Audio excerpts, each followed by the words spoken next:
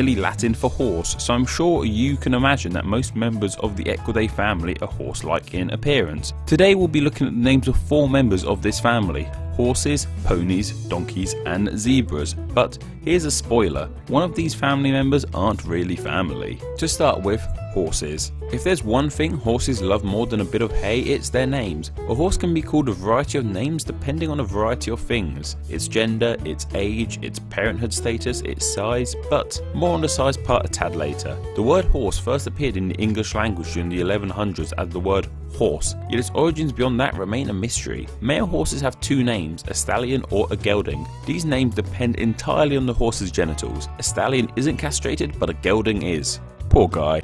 Female horses are referred to as mares once they are older than 3 years old. So what's a female horse called before it reaches this age? The name for all young horses is a foal, yet each gender of foal have a specific name also. A colt for a baby boy and a filly for a baby girl. Speaking of children, both male and female horses gain additional names when they become parents. A horse's father is known as their sire and their mother becomes known as their dam. Moving on to my favourite member of the Equidae family, the donkeys. The key word in the origin of the name donkey is dun. Dun is a brownish grey colour, a colour a lot of donkeys are. The name Duncan, which means brown warrior, also has origins in the colour dun too, and so does dung probably, now that I think about it. Like with horses, donkey name origins are unclear, but it is thought the key suffix was added to make it rhyme with monkey. Monkey and donkey. There's got to be a Donkey Kong joke there somewhere. A male donkey is called a Jack/John, once again depending on castration, and a female donkey is called a Jenny. But of course the question on all your minds is, what about asses? An ass, for all intents and purposes, is the exact same thing as a donkey, but no, this doesn't give you the right to call every Jack or Jenny you know an ass. Also, baby donkeys are just called foals, no colts or fillies here.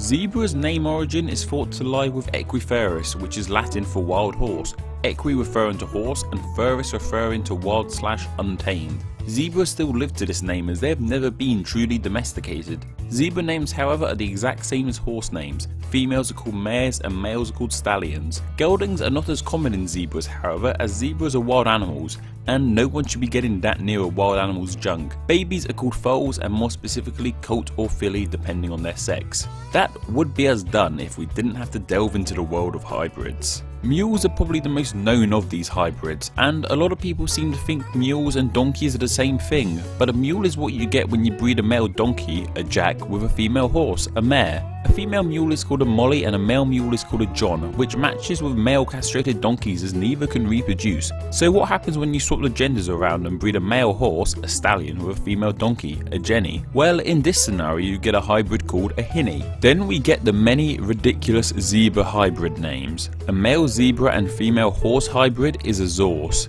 and it only gets better from there. Do I need to explain these? This leaves us with our final equine, the ponies. The name pony comes from the French word pollinette, which means a young, immature horse.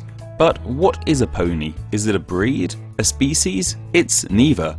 All a pony is a small horse. Well, officially it's a horse less than 14.2 hands high at the withers, meaning all ponies are horses, but not all horses are ponies. This means that 2 horses greater than 14.2 hands high could breed a foaler that grows less than 14.2 hands high, and it be a pony, and that's most likely how ponies begun. Though some ponies have been bred so much that they have become their own breed, my favourite being the adorable Shetland pony. There's even a name for small donkeys, a burro. However, there isn't a zebra pony equivalent, which sucks, as that would be adorable. Confused? No worries, here's a nice simple graph I made to make things seem a tad less complex. Oh, never mind.